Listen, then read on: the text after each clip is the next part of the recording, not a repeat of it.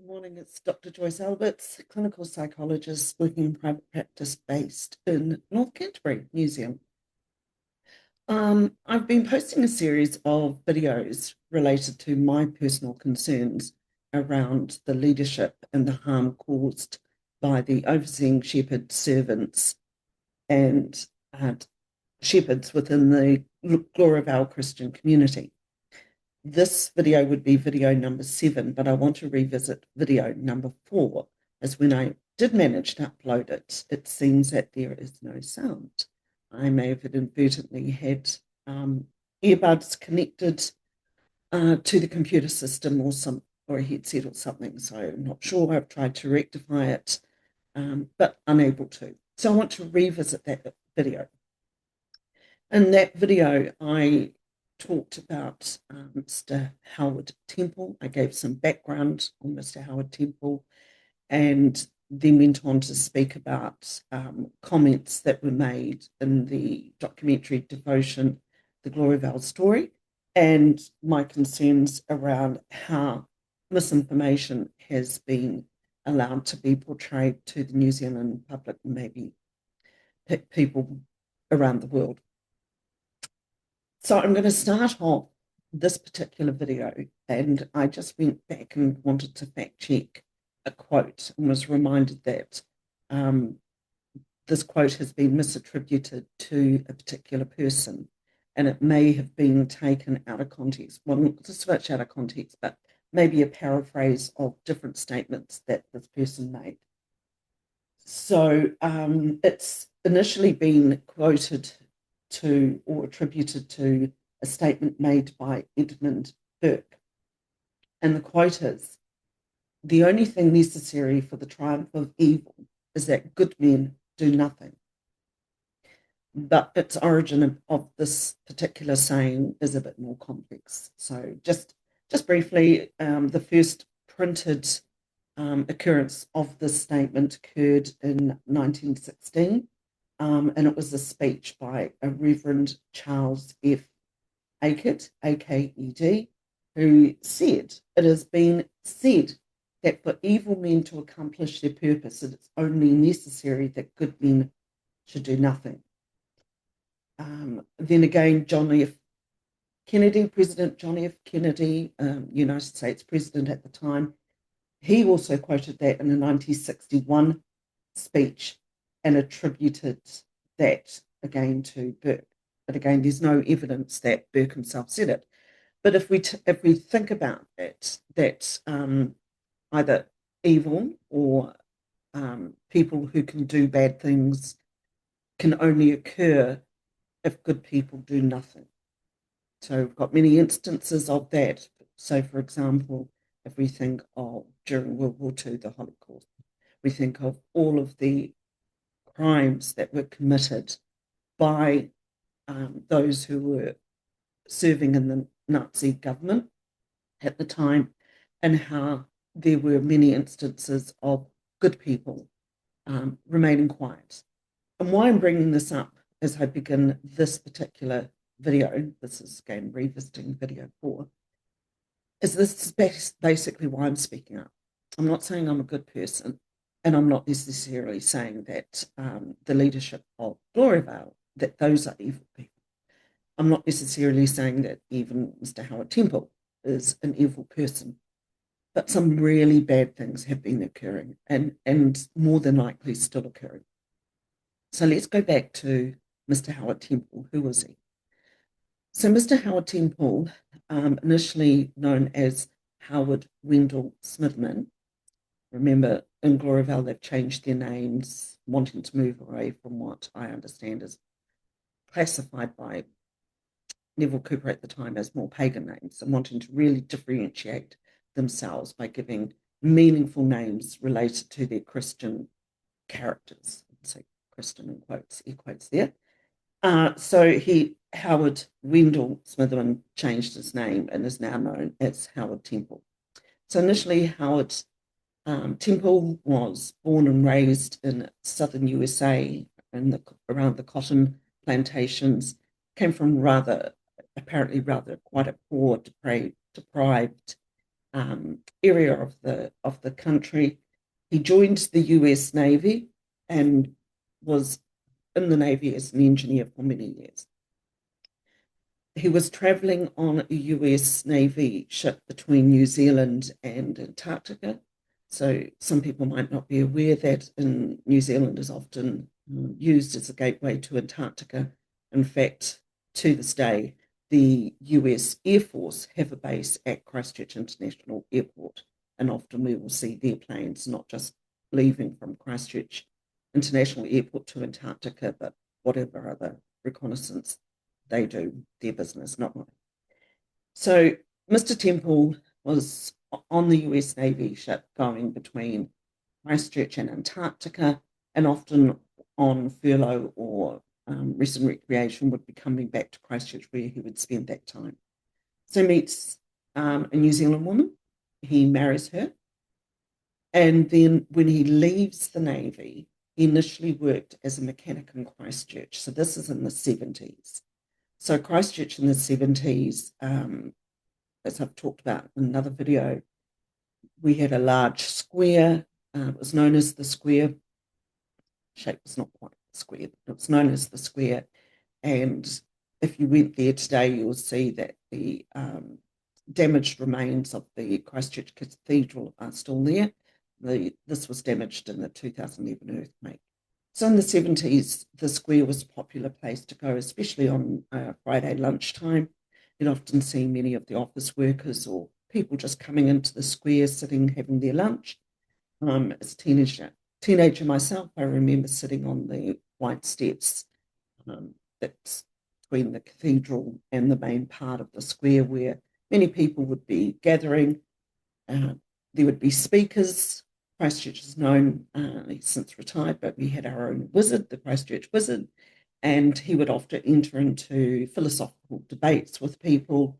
And there were also evangelical lay preachers who would speak and try to witness. And sometimes there'd be debates between the wizard and those people as well. And remember that at that time, people from Gloriavale also going into the square, witnessing and essentially recruiting. And if you watch the documentary Devotion, the Gloriavale story, you'll actually meet and hear from a number of young people at the time who were going through Christchurch, who met people from Gloriavale and were recruited into Gloriavale. Christchurch in the 70s was not a huge metropolis. It's since grown quite significantly, but one of the largest, well, the largest city in the South Island, both at the time and even currently. But Mr. Temple states that he found that it was just too big a city for him in the 70s. So he started working on farms in the Canterbury area, eventually working on a farm in North Canterbury, where obviously he came across Neville Cooper and the Cooperites.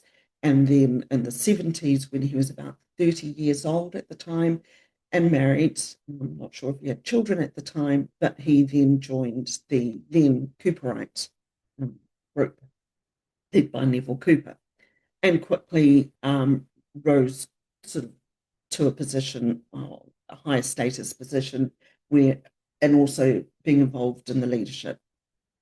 He was assigned the role as shepherd, and then on the death of Neville Cooper, was designated the overseeing shepherd. So that's how Mr. Temple came to be living in North Canterbury, and how Neville Cooper and Howard Temple became quite close in terms of their leadership, beliefs, and if you like, ruling over the people in Springbank at the time, and then later at Lake Papuri on the west coast. As I said, Mr. Howard Temple also gave evidence as the overseeing shepherd in 2022 to the Royal Commission of Inquiry into Abuse. Video 6, I explore his evidence in more depth. As I had said in video 4, which is basically a repeat of, that I recall watching the actual footage of Mr. Temple's evidence, and when he was being cross-examined, when asked questions by the lawyer assisting the panel, the commissioners who were conducting the inquiry, that he often was reverting to making statements that his memory was not as good, and he would sort of hedge around answering questions.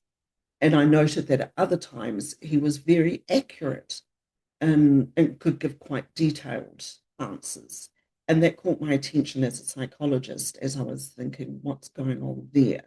You've either got a good memory of things and not a good memory of things. You may remember some details better than others, but it did seem to be a pattern. So I've explored that in more depth in video 6. So I want to go back now as to why I made the 4th video and why I'm repeating this now. Because during Mr. Temple's evidence, as he spoke to the Royal Commission of Inquiry, both in terms of his written response to specific questions and when he was being asked questions in front of the commission, he made a statement that, and that had been repeated a number of times, that as a leadership and as overseeing shepherd, he and the others leaders were not aware of the extent of harm that was being perpetrated in the Gloriavale community. That was a statement that really caught my attention, which led me to this particular video and why I wanted to revisit it. So let's think about this. So, quick recap. The group is in Springbank by Cust in the 70s. Then in the mid to late 80s, I myself personally visited, had a conversation with Neville Cooper, and was kind of shocked by the way he made certain statements to me. And then in the early 90s, 1993, 1994, there had been a growing number of people leaving the community. Neville Cooper's own daughters and sons were leaving, and in fact, one of his son-in-law and his daughter, so the son-in-law was the principal of the Rangiora New Life School, which at the time my children had started to attend. So it was capturing our attention that things were maybe not as good as what was being portrayed by this group.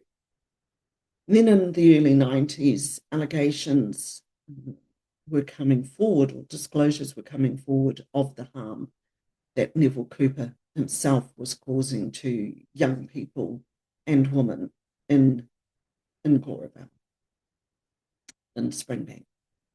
That led to a police raid. You will see footage of that in the documentary Devotion.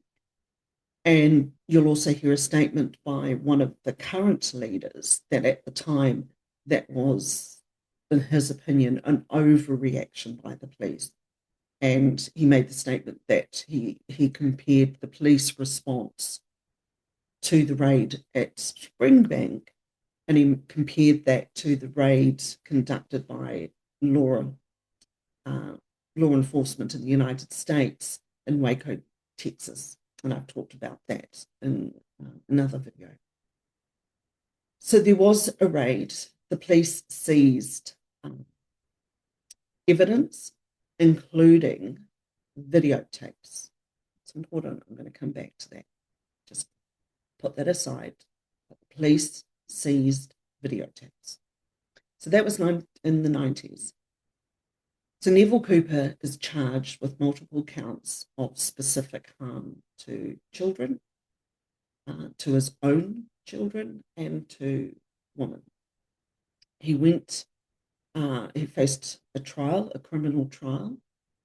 He was found guilty because he pled not guilty, denied that these incidents had occurred. However, a jury, and in New Zealand we have a jury of 12 people, found him guilty. He was initially sentenced by the judge to a 6-year prison sentence. On appeal, that was reduced to 5 years. And Neville Cooper served 11 months. That's right, 11 months. And on his release from prison, he returned to Gloriavale, which was now on the west coast of the South Island, where he resumed his leadership. That's documented in the Royal Commission inquiry by evidence given by those that have left Gloriavale. I've heard this myself from those that have left Gloriavale, so I can give a first-hand account of being told when I've worked with people that this is what Gloriavale leadership spoke about in terms of Mr. Neville Cooper's imprisonment, Hopeful Christian, his 11-month imprisonment.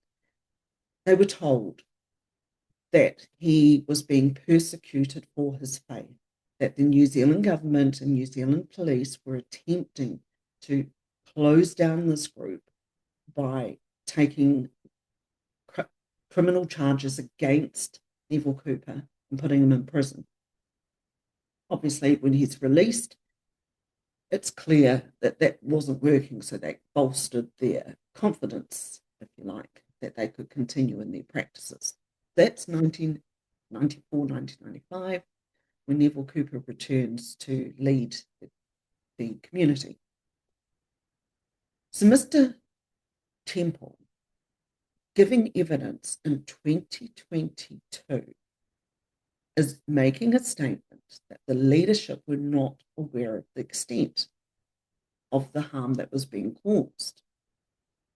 You'll also see in the Devotion documentary that, again, one of the current leaders makes a statement. This is in the first episode in the documentary, and it's less than 5 minutes into the documentary, where this leader is asked a question and about the number of men who, and the abuse that was perpetuated by these men. And he makes a statement, well, yes, I know that, but that was those people. It was not us as leaders. We're not the ones, don't blame us for that. So let me just have a look at my other screen. So I'm going to take you through what I have found, what is publicly available, simply by looking through news articles. So yes, I've done a Google search. I have got here a list of, my list is about 17 on this particular document, the names or the cases of 17 men. 17. I've been told there's more than 20. But I in this document, I have got 17. So I'm only going to speak to the 17 that I can personally verify. I have looked at these articles. I have read the article, and then I've summarized them into my own document. So let's go through.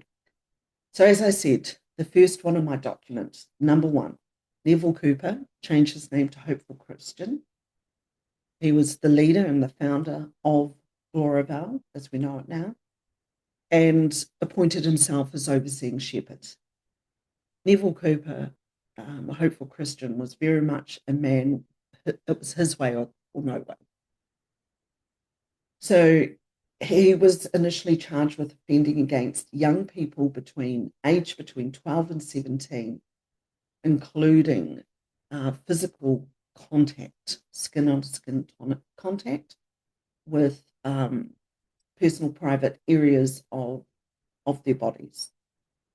One complainant disclosed that this occurred between 10 to 20 occasions, so not just once, not accidental, this was deliberate. One victim, and this is horrendous, and you can read the Judge Noble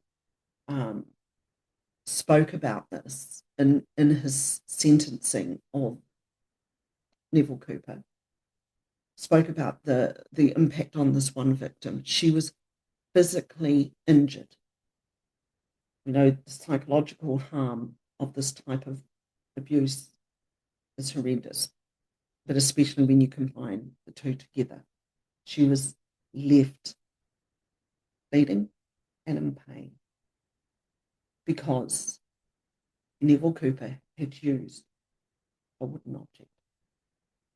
You can read that. I'm not going to publish the details of this. It would be inappropriate to do that over a platform such as YouTube. The offending in the article, and there's multiple articles on this, but the offending occurred of these complainants between 1980 to 1984, 1980 to 1984, and there were listed 5 young complainants.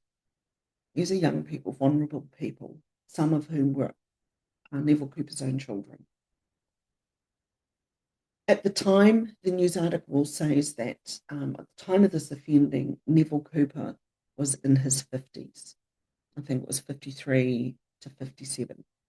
So he's not a young man exploring this type of behaviour. And as a psychologist working in this area, I'm not an expert in this type of offending. I don't work specifically in this scope. But of course, I've studied and trained and have worked in the harmful essay space with young people. You don't wake up in your 50s one day and decide this is the behaviour you're going to engage in. Research will show us, and experts in this field who specialise in this field will talk about the escalating behaviour, specific behaviours that we might refer to as grooming behaviours. So when I say grooming behaviours, I'm talking about behaviours that are related to specific phases of an offence. So the first phase, the selecting of victims. So the behaviour that the perpetrator will engage in that allows to select that this is going to be the victim. Behaviours that isolate that victim to allow the perpetrator to have access to that victim. Behaviours that then occurred to, if you like, gain compliance from the victim so that the offending can occur, and behaviours that occur post the offence to ensure that the offending stays hidden. So more than likely, using my experience as a psychologist and common sense as a human being, before 1980, Mr. Neville Cooper would have been engaging in behaviours leading up to these offences. At the very least, if there are not additional victims that have not come forward, those that were pre-1980 and post-1995, when he returned to Gloriavale, I'd be highly surprised. Many lawyers and attorneys who work in this area, who work bringing criminal charges against offenders, and psychologists who work with offenders in rehabilitation will say that the number of victims related to a successful criminal case and conviction will be the tip of the iceberg. There will be many more. And in fact, I've heard some commentators experience in this area will suggest that for every one that comes forward, there is 100. I don't know, and I'm not saying that in terms of Mr. Neville Cooper, but I'm saying logic would say that there were many more than what I refer to in these in the court documents. So he sentenced in September of 1994. He serves 11 months prison in 1995, because remember, it goes through appeal. And then he returns to lead Gloriavale. His first wife, Gloria, passes away, and Mr. Neville Cooper marries a girl. She was 17 years old at the time, and her name was Ruth. And he went on to have many children with his second wife. Mr. Neville Cooper dies in 2018, aged 92 years. So that's the first one. So at least Howard Temple knew about this. There is no way Mr. Temple would not have known, that he would not have known the details. In fact, news articles have referenced and referred to, and I've also been told firsthand, that members of the leadership and members of then Gloriavale were present in court during Mr. Neville Cooper's trial. And I was also told firsthand that while he was in prison, because remember, the families and people in Gloriavale who were not part of the leadership were told he was being persecuted for his faith, so they would visit him in prison. But there's just no way that I can logically accept Mr. Temple's statement, not knowing the extent. And in fact, in the Royal Commission of Inquiry, when he's asked specific questions about this case and about Neville Cooper's offending and when he's paroled, when he's released, he goes into his, oh, I'm not sure, or I don't know.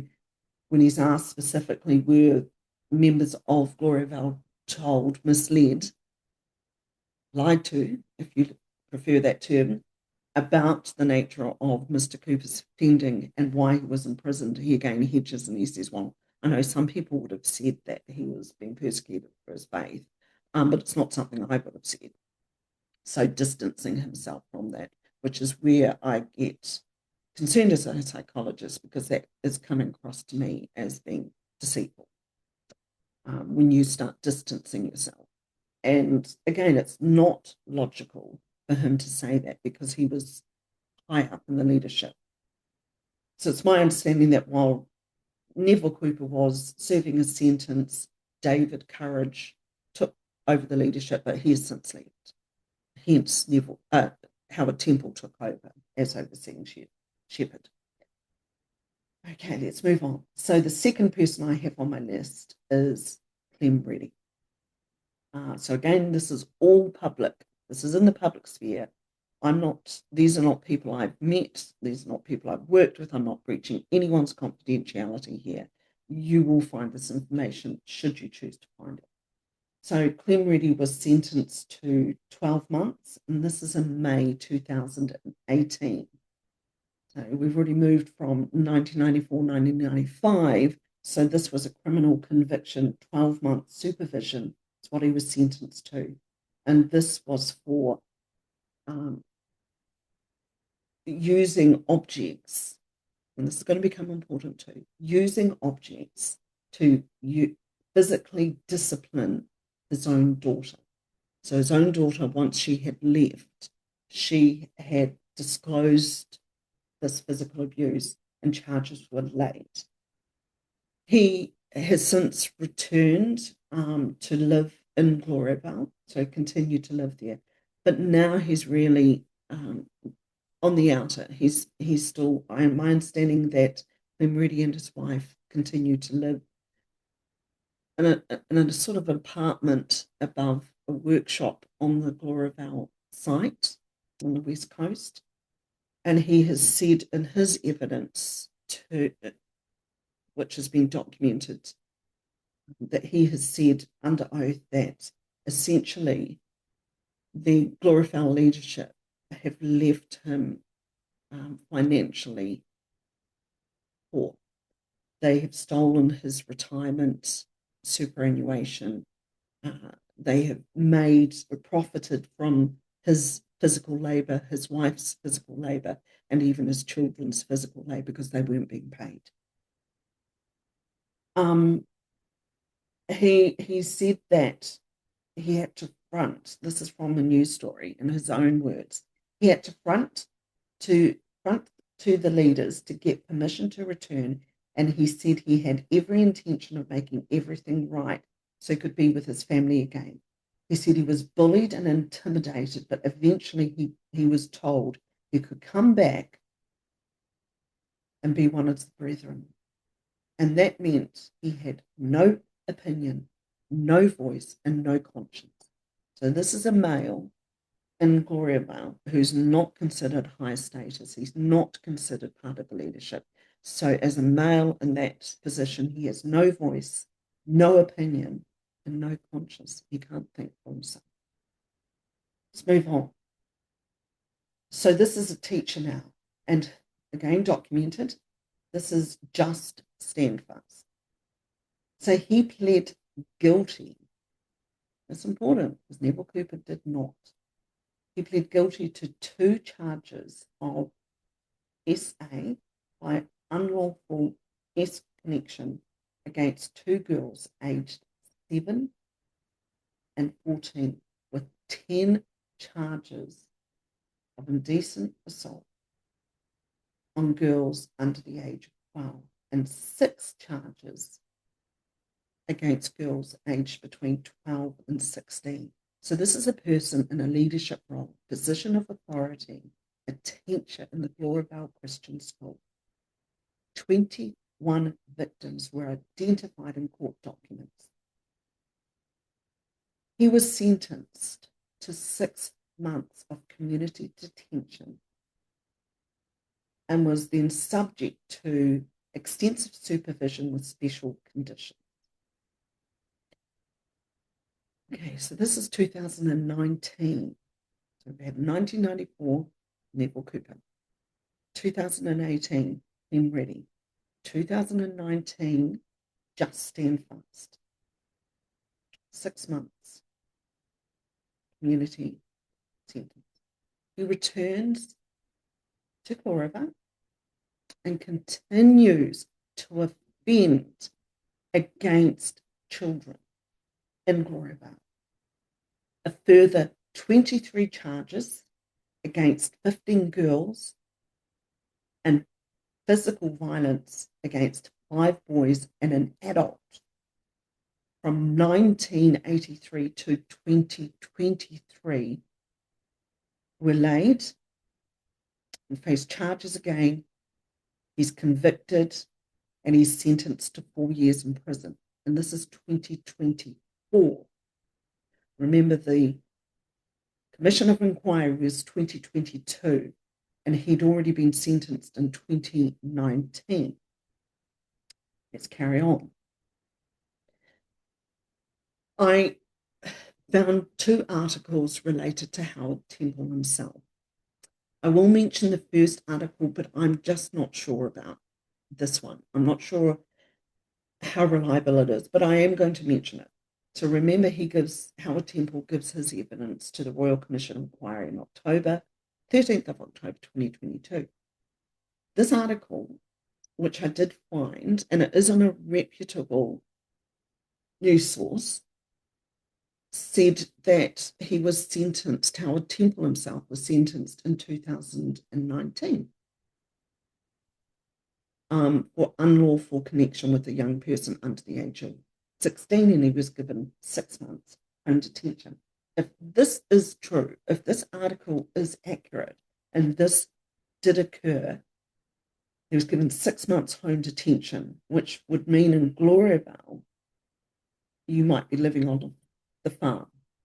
You'd still be part of the community. You might not be able to attend all of the community events like celebrations in the hall, but you would still be considered part of the community. And remember, in 2018, he did take over from Neville Cooper after Neville Cooper's passing. So if this is true, this happened in 2019. Well, let's give him some grace here. So let's say maybe just put that aside. Maybe that didn't occur. Maybe that's misinformation. And I certainly wouldn't want to perpetuate that. But at least from 2018, he has taken over leadership. There's no way he's not aware of Him Ready. There's no way he's not aware of Just Stand Fast. So what happens to Howard Temple? Initially, he was facing 10 charges of assault, specific assault, SA, against 10 girls, covering a period of more than 20 years. Initially, he was given name suppression. And in New Zealand's legal system, there may be a number of reasons why someone's given name suppression, and typically it's to protect the identity of the victims. However, name suppression can also be granted by the court, that the name of the person cannot be publicised or printed or broadcast, as it could be seen to be unfairly prejudice people against the person and maybe jeopardise the legal process. However, that was lifted. So court documents allege that the then 83-year-old Mr. Temple, that he and this is going now to 2024, so this is post the Royal Commission of Inquiry, 2024 to 2026. I'll explain why this legal process went on that long. He faced 24 charges against 10 female complainants who were aged between 9 years old and 20 at the time of the alleged offending. So recent news articles indicate that he initially pled not guilty. So the criminal trial commences, a jury is selected, and the prosecution, the Crown Solicitor, puts on the case, and the witnesses are called. So a number of female victims come forward and give their evidence on the witness stand. I remember at the time that I'm pretty sure, no, I am sure. Yes, I remember I was in Melbourne at the time for the International Childhood Foundation conference, where I was presenting on Gloriavale and the harm that's caused, and the results of the 2022 Royal Commission of Inquiry, because Victoria, the Australian state, Victoria, was also conducting a similar commission, a Royal Commission of Inquiry, so there was quite a bit of interest in this. So initially, Mr. Temple was sentenced to 26 months prison. Oh, sorry, let's go back. I jumped ahead. Spoiler alert. So he's in the middle of the trial. A number of victims come forward, give their evidence. So why that's important to me is now that's documented. It's documented. It's on the record, not the police just holding their statements. It's documented in a legal proceedings. So I think it was 3 days into the hearing, Mr. Temple changed his plea to guilty. I was furious. This is just for my personal opinion. I don't have any investment in this legal proceedings or any contact with any of these females who came forward. I was furious because the remaining witnesses were denied the opportunity to have their account on record, as he pleads not guilty to begin with, and during the trial pleads guilty, which ends the prosecution's case. The Crown Solicitor cannot present any more witnesses. It immediately goes to the sentencing phase. I think I said Judge Noble in reference to Neville Cooper. I'm going to correct that. It was Judge Noble who sentenced Howard Temple to 26 months in prison. And Judge Noble pointed out and deliberately used specific words. Remember, at the time that Howard Temple appeared in court pleading not guilty, he was in the position of overseeing Shepherd. And Judge Noble berates him for the harm caused to his flock. So he deliberately uses the same language or the same verbiage that the leadership uses to say, well, you were the shepherd and your actions caused harm to the very people that you were appointed to protect, to care for, to nurture. You harmed them. Judge Noble nailed it. He really did. However, despite pleading guilty, Mr. Temple appeals the 26-month sentence. And on appeal, that was reduced to 12 months supervision. At that time, so it's recently, it's 2026, so we're now, 4 years since the Royal Commission of Inquiry. He's resigned his position as overseeing shepherd, but it is my understanding that he's returned to live on one of the farms in Gloriavale, and he continues to live there with his wife. It is my understanding that he continues to have contact with his own children and grandchildren. He may not be involved in the activities within the main Gloriavale property, such as attending meals, celebrations, etc. But my understanding is the people in Gloriavale, the leadership of Gloriavale, certainly haven't kicked him out. That's my understanding, and I'm willing to be corrected on that. So again, my point being that in his evidence, in his testimony to the Royal Commission of Inquiry in 2022, he is saying the leadership and he himself did not know the extent of the offending. Yet he himself was offended. How could he not know what he was doing? I know that he claims that he was essentially just being an affectionate grandfather to these girls in the way that he inappropriately touched them. However, obviously these girls, when they found their voice, these women, and they have left Gloriavale Community, certainly we're aware this was not affectionate touching. This was part of the harm that was being done.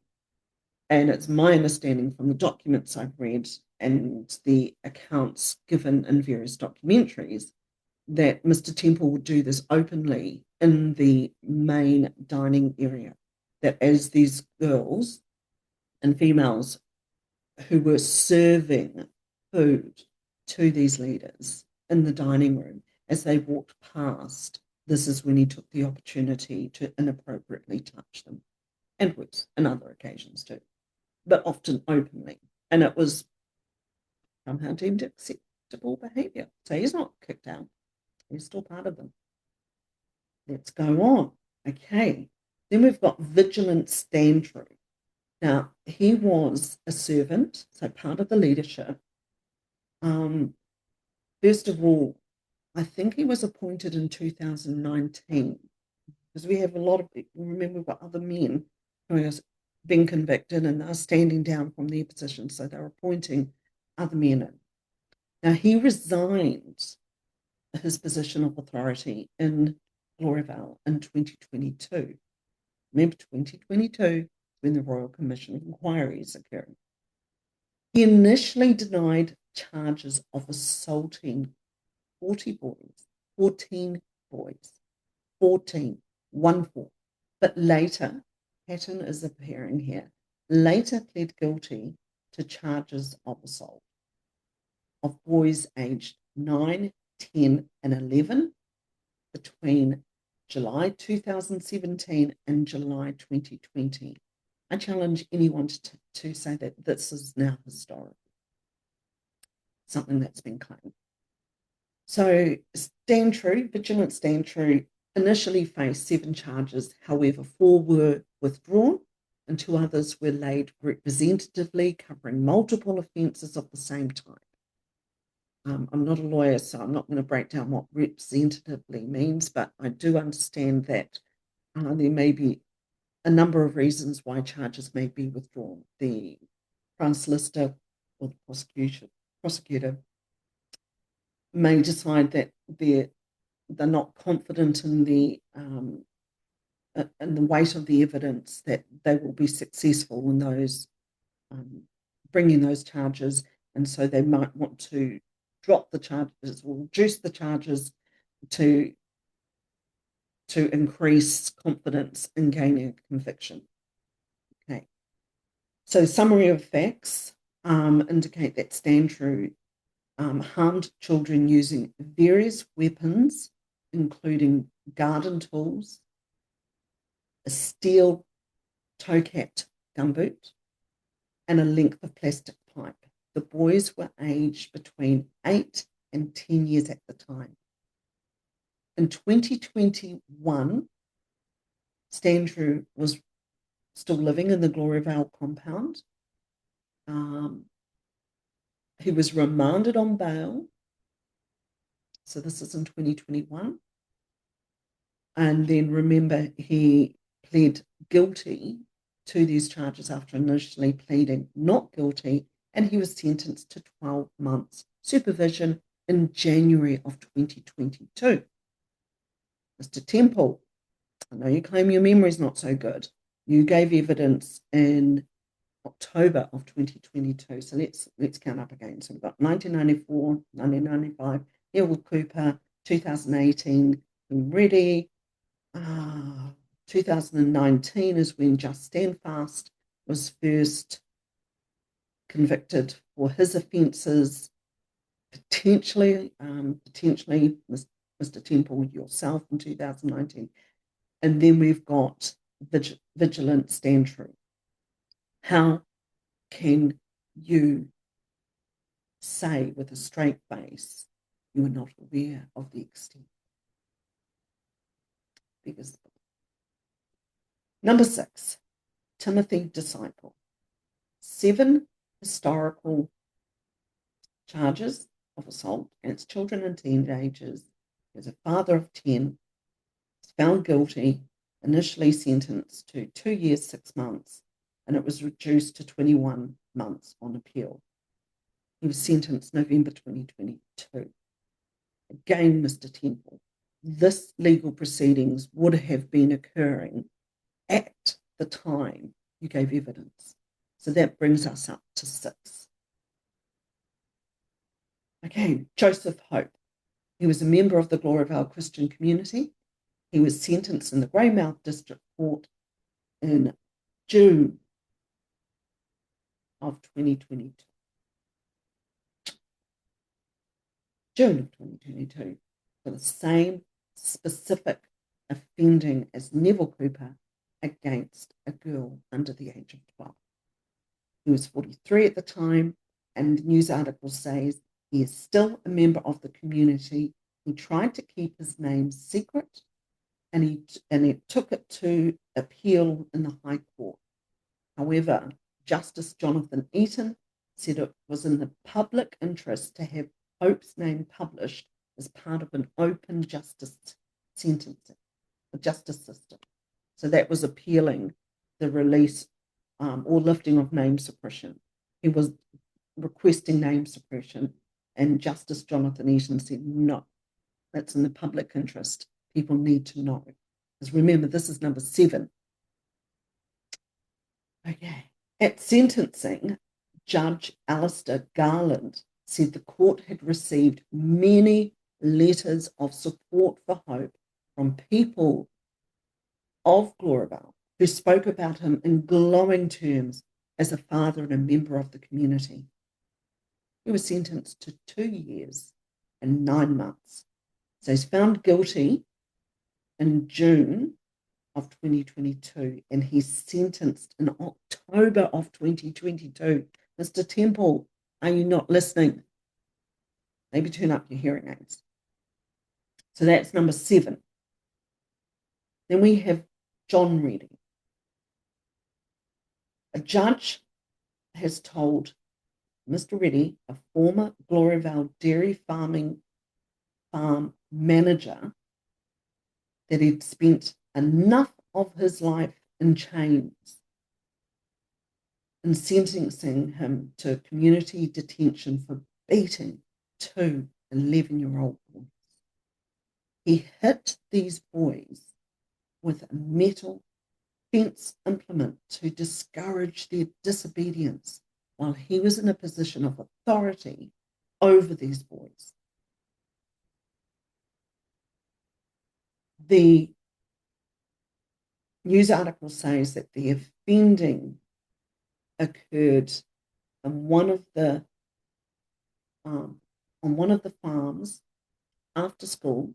So at this time, when children finished school, children aged 6 and up, because they didn't start school till 6, they were in the early childhood kindies area. They were assigned to the work groups, various work groups. You have boys' work groups, you have girls' work groups. Obviously, girls were doing the assigned under gender gender roles to do cooking, cleaning, sewing, caring for children, etc. Boys were assigned working on dairy farms. In fact, there's documentation of unsafe work practices allowing children as young as 7 and 8, 9, 10 to be doing the work that an adult male would find dangerous to do. And it's cases of children being physically harmed accidentally, simply because they should not have been doing that work. He was sentenced in June of 2023. And again, Mr. Temple, I find it hard to accept that you would not have known about this case. So that was number 8. Let's go on to number 9. So why I'm saying that too is that legal cases take time, from the police investigating to charges being identified, the Crown solicitor to agree that these charges are worthy to proceed with, and feel confident that they can bring that into a criminal conviction, for it to go through the legal process, to go to a hearing, whether the person pleads guilty or not guilty, and then it goes to a trial, right through to sentencing. The sentencing doesn't happen at the time the person pleads guilty. It then goes to a sentencing hearing. It would be rare and unusual for someone to stand up in court and say during a trial, look, I plead guilty, to stop the trial. And then the judge say, well, now you're sentenced. It's usually set aside then for a sentencing date. So, number 9, Peter Trust. This man made a young girl remove her clothes so he could photograph her for educational purposes. At the time, he was the father of 11 children who carried out full force beatings on girls using objects such as a pipe and a wooden spoon. He was sentenced in 2023, August of 2023, to 2 years and 2 months imprisonment. So before August of 2023, quite likely even in 2022, he was found guilty. I did not find whether he pled guilty or not guilty. I didn't find that information, but I did find that he was sentenced in August 2023. 2 years, 2 months imprisonment. I'm not sure how much he would have served. He might have served less than a year. He moved to a location outside of Gloriavale, and members of the Gloriavale community, many of whom were members of his own family, were in court to support him. Pattern? Most definitely. I have no doubt that he is still part of the Gloriavale community, given that level of support, even from his own family. Okay, this one is a difficult one. And again, the sentencing date for this one is March 2024. So again, appreciate this is after the Royal Commission of Inquiry. But again, I'm finding it difficult to believe and accept that Mr. Temple was not aware of the extent of the offending that was occurring within this community. Jonathan Benjamin, 20 counts of specific harm, SA, against children at Gloriavale. His offending spanned 3 decades, from 1980 to current, so not historical. 3 decades, 30 years, which would include the time that he was offending would have been in Springbank, Nicust, through to the West Coast. It's a pity we don't have some of those laws that the United States have, where if you cross state lines and your offending occurs in 2 different states, it sort of goes up to another level, because he's offended in 2 different locations. His charges related to 9 victims. He was found guilty of 11 charges, and he previously admitted to 15 similar charges. The youngest was only 5 or 6 years old at the time. This young child was hard. He was sentenced to 11 years and 10 months in March of 2024. So that was I should have probably put these into chronological order. I might do that another time. That's number 10. We move on to number 11. And this is Faithful Pilgrim. Now, he was the principal of the Gloriavale Christian School. Now, this isn't a conviction. This isn't a criminal conviction, but why I've included this is Faithful Pilgrim was overseeing the work of the teachers in the school. So remember, Just Stand Fast was a teacher, and he was initially sentenced in 2019 and then continued to offend and was sentenced for a second time in 2024. So he was disciplined. Faithful Pilgrim was disciplined by the New Zealand Teachers Council, failing to report Just Stand Fast. So failing to report a teacher that he knew in 2019 had been convicted, didn't report him to the New Zealand Teachers Council, and allowed him to continue to teach, effectively allowing access to further victims, allowing this perpetrator to continue to offend. But not only that, Faithful Pilgrim continued to promote Just Stand Fast as someone of good character in order that Just Stand Fast retain his practicing certificate. You will hear in my voice my utter disgust. And again, why I'm saying, Mr. Temple, how can you and the other leaders claim you were not aware of the extent of offending? Faithful Pilgrim certainly did, and he was disciplined by the New Zealand Teachers Council for promoting Just Stand Fast and allowing him to continue to hold a practicing certificate, allowing him to continue to teach. The former principal of Gloriavale Christian School was banned from leading a school for 3 years. So Faithful Pilgrim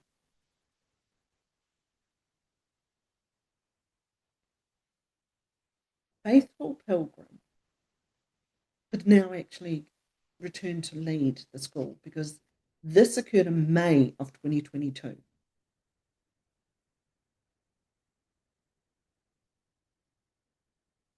So potentially from 2025, last year, he may again be permitted by the New Zealand Teachers Council to resume leading the Christian school. I have mentioned in other videos, this is Rachel Steadfast, who gave evidence to the Royal Commission of Inquiry, and my concern around her role. So Faithful Pilgrim is stood down. He loses his practicing certificate. He is banned by New Zealand Teachers Council to lead the school. And that is when Miss Rachel Steadfast is appointed acting principal. So they're not appointing her because they believe that she has the skills and the abilities to lead the Christian school. They're not doing that because of change in their policies or change in their beliefs about women and women's roles. They're doing that out of desperation, and I think deliberately. 2 reasons. First of all, they don't have anyone else who would be sufficiently qualified to allow the Christian school to continue to operate. So in New Zealand, under Ministry of Education, there's the Education Review Office who will do audits, and they require qualified teachers. She holds a diploma in teaching. She has taught in the early education centres in Gloriavale. So she may have been the only qualified person. They may also have appointed her to that role deliberately so that when they appear and give evidence to the Royal Commission of Inquiry, it looks good because he's a female in a position of authority and leadership. I was so skeptical about that. And when I started doing my research into it, I'm going, It's not a coincidence, is it? You know, you have the principal, who gets banned. He's not allowed to. I don't know. If anyone's out there, can they answer the question? Is he back? Is Mr. Faithful Pilgrim back leading the Christian school? I don't know. Maybe I need to ask the Ministry of Education that question myself. And I may just do that because I do have a contact there. So I may just reach out to that person. Okay, number 12. Now, this young person was given name suppression, and more than likely because of their age. And this is what the news article said. So we don't know who this young person is, but this young person offended. And the article states, the flawed upbringing of young people at the Gloriavale Christian Community has been highlighted as a young man has been spared conviction on multiple accounts of specific harm against children, all committed when he was aged 14 to 15. Horrifies me there is that I had worked for Bernardo's New Zealand in a position as clinical team leader, working with young people of this age in a therapeutic setting. I'm aware that there are community organisations in South Island. We have STOP, who I am aware are involved in doing work with young people like this in Gloriavale. But this is someone who I have worked with so many young people like this. He was granted permanent name suppression. He was said to have committed the offences for more than 10 years ago. So that was back in 2014. And this occurred in the West Coast community, the Lake Kapiri. The case was heard in the Timaru District Court. So some cases have been heard in the Greymouth District Court. This is one that was in the Timaru District Court. He was discharged without conviction on these charges. But he was convicted and sentenced to home detention for 2 violations that occurred Springbank, in 2 locations. Judge Campbell Savage said, if the victims of his earlier offending had come forward, and if the man had been held to account in youth court, he could have lived for the rest of his life free from convictions of what is on the face of it serious offending, because they didn't come forward. And if they did at that time, he would have been in youth court. And so youth court is different from adult court, obviously, for many reasons. So even though he's described as a young person and given name suppression because of his age was sufficiently close enough for this case to be heard in effect in the adult court. Number 13, really stand true.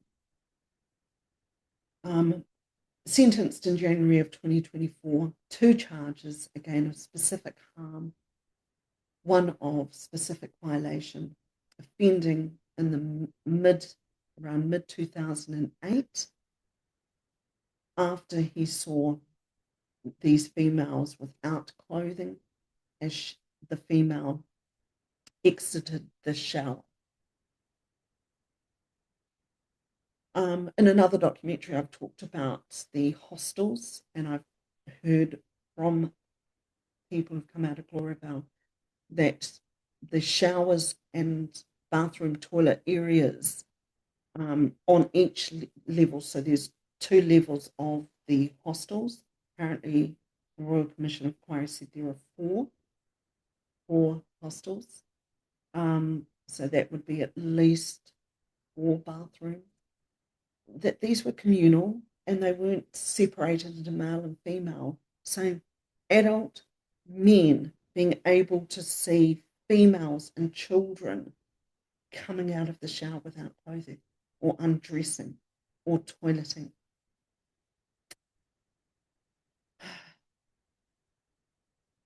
So this man sees a woman, obviously, from here, this obviously, not jumping to assumptions here, not his daughter, not his wife. Later, he visited her bunk bed, believing she was asleep, so she would not be aware of what he was going to do. So again, I've been told this by others, able to enter into the bedrooms or the dormitories where people are sleeping.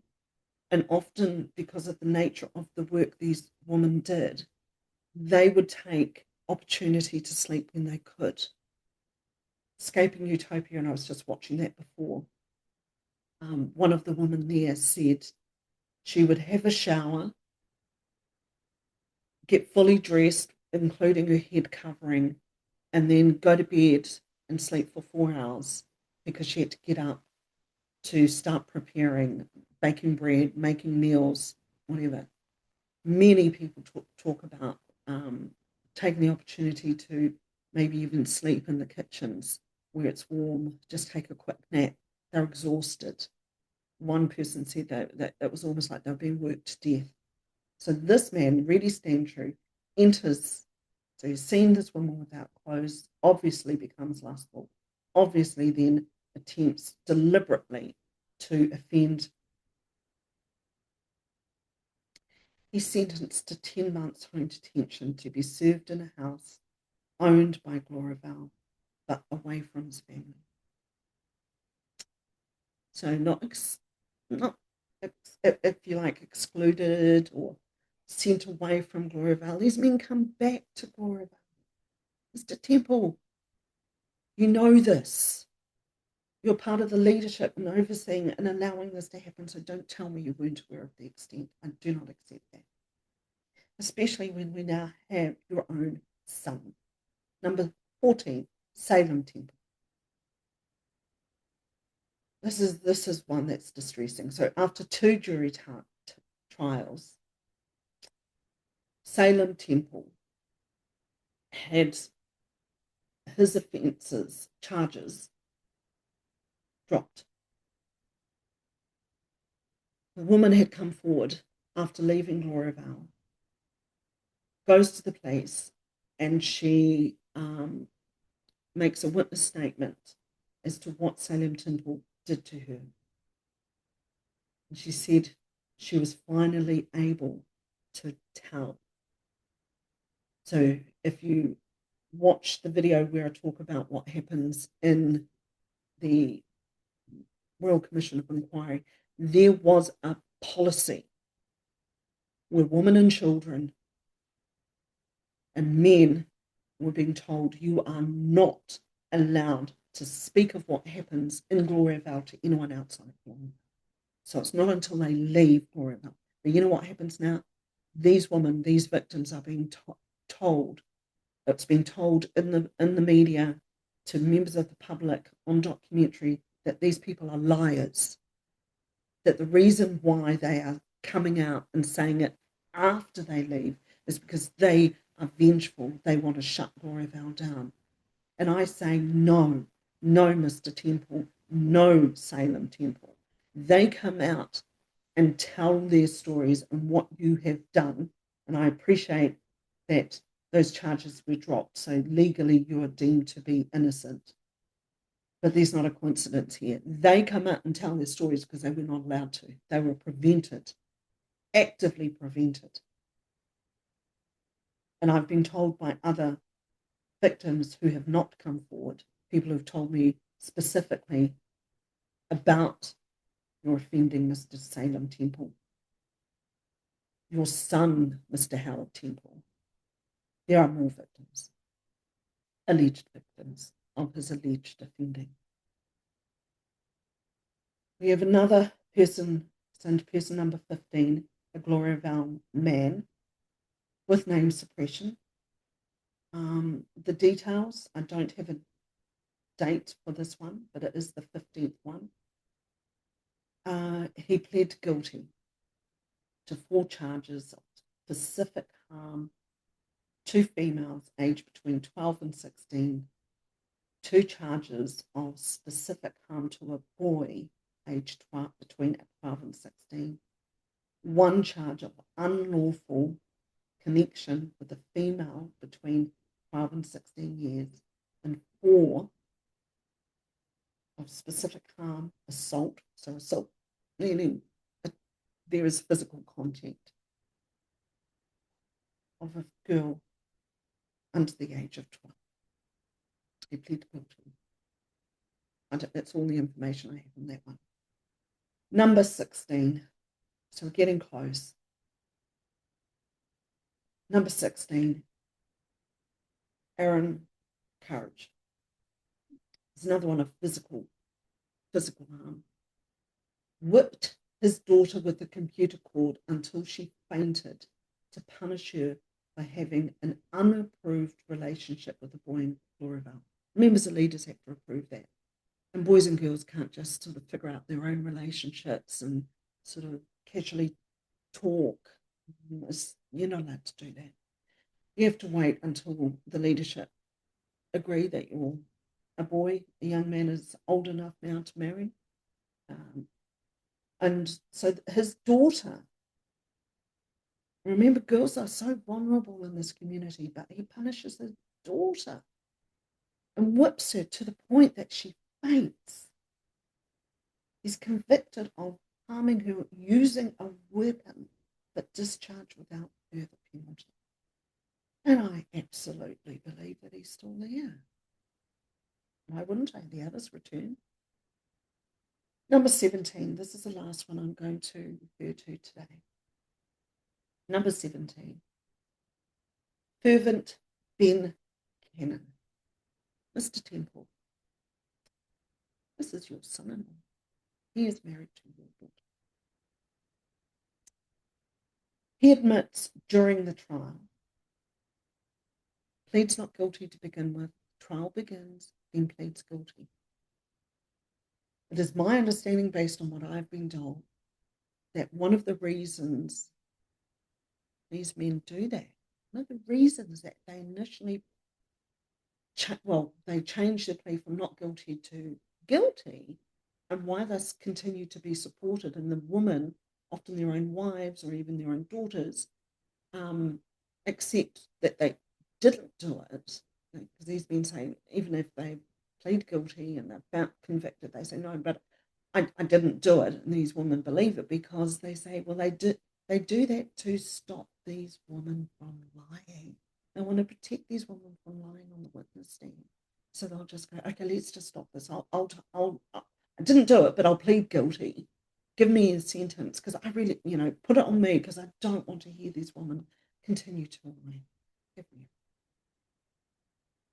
So he admits specific harm, offences against 8 girls, many of which he preyed on as they slept, touching them in some cases while they were caring for children, whether that was within their own dormitories or in the child centres. He had access, these men have access to these areas. They can go into the bedrooms where women are sleeping. This is not the first one.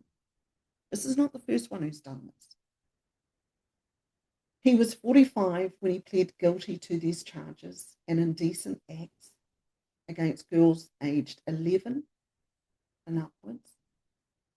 And he did that part way through the jury trial in the Greymouth district. According to the summary of facts that initially were suppressed but now publicised, Gloriavale leaders, Mr. T, summary of facts state, you knew about Ben Cannon's offending, but you asked him to apologise in front of the community for being sinful, and then sent him to live in a farmhouse away from the main Gloriavale site. Yes, because that's what your policy was. That's what you talked about in 2022 to the Royal Commission of Inquiry. That the policy was, and your practice was, a man like Fervent Ben Cannon, who admits to doing things, goes into a girl's room and offends, touches her while she's asleep.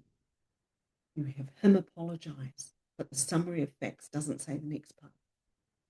If he's apologized to the community, the victim is required, your words in your documents, your policy, required to forgive him so he can continue to live there.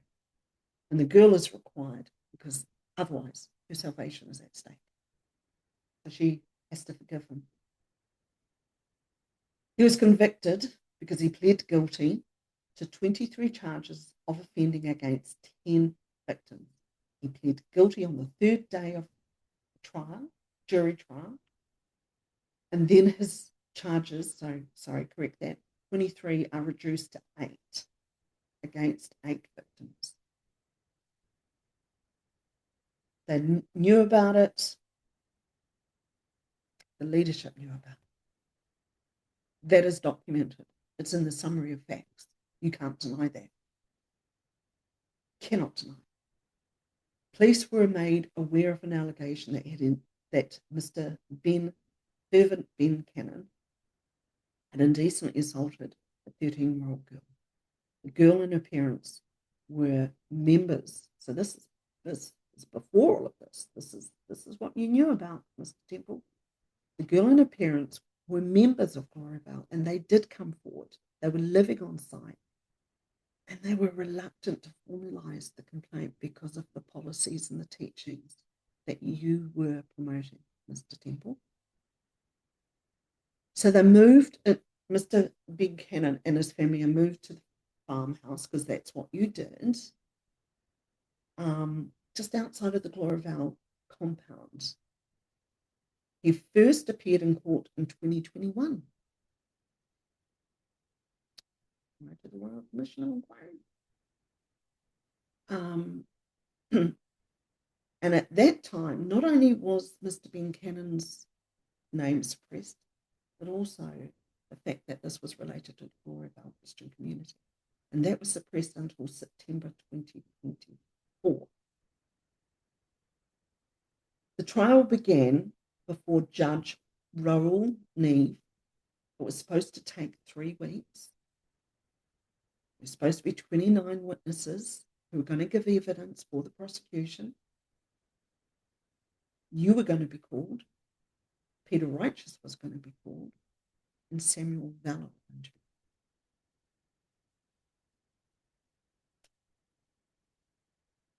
And then in September 2024, during the trial, he pleads guilty.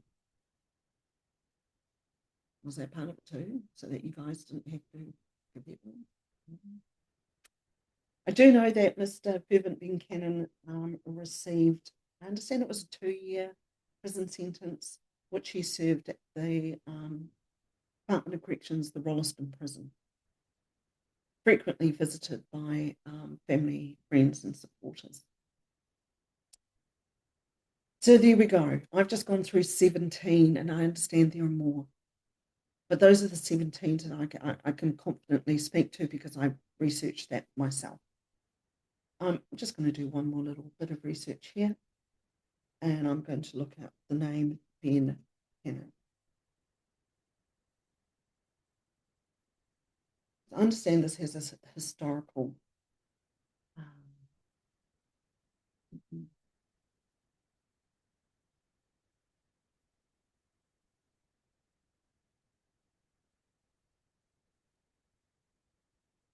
let me just double check the spelling here.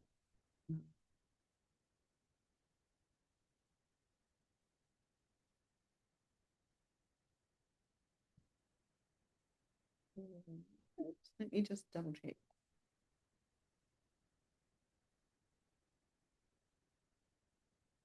I'll make sure I get this right. Yes, I thought so. I was spelling that incorrectly, so let me go back. So you can spell it obviously C-A-N-O-N or C-A-N-N-A-N. That's the name I wanted to have a look at.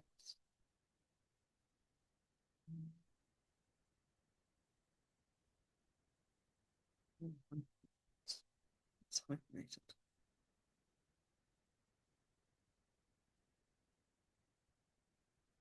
I understood, because I did look this up previously, but I just wanted to look it up again, that it is a very old-fashioned name, and it does have some biblical root to it. So I've got here, it comes from a Hebrew origins.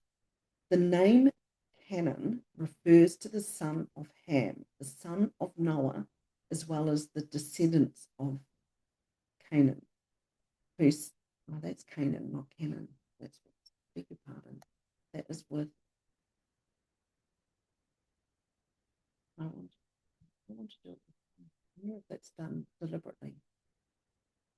I understand it's Canaan, but it could be, I've heard it as Canaan, maybe it's Canaan. It sometimes comes up as an Irish name, an old Irish name. And I understand that it has some biblical connection to it. But it was an unusual name, you may agree. Sorry, I got on down a little rabbit hole live because I was just curious about it. I'm still just looking for one more piece of information here. So I will stand corrected if let me take that to that website. We'll give up on that. We'll stop that. I was interested in it because it was an unusual name which captured my attention. But let's go back and let's wrap this up. So the whole point of this video, so remember this was a revision of video 4, which I have put up, but there is no audio. I may take that one down and replace this as video 4. In fact, that's probably what I'll do.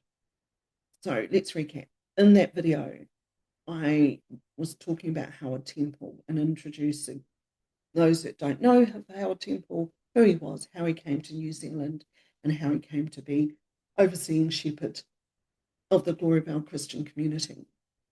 How he, in that role, gave evidence at the Royal Commission of Inquiry in 2022, and my concern and my alarm that he, under oath, made statements that not only he himself but the leadership were unaware of the extent of the offending that had been occurring. And I've just read to you a list of 17 names. Some of the names, some of the men who offended did so over 3 decades, both in Springbank and on the West Coast. Mr. Temple was himself going to be called to give evidence in a criminal trial against his own son-in-law. Mr. Temple himself, post the 2022 Royal Commission of Inquiry, has faced charges himself. He pled guilty during the trial. So initially pled not guilty, then pled guilty, appealed the initial 26-month prison sentence, and on appeal that was reduced to essentially community detention, which he continues to serve while he lives in one of the Gloriavale properties, so not in the dormitories on site. The last thing and the last point is it lacks credibility, the statement that Mr. Temple and other leaders did not. I rest my case. And again, as I said before, how dare you, Mr. Temple, to pull the wool over any one of them. You may have determined yourself to be a shepherd, but we, like sheep, aren't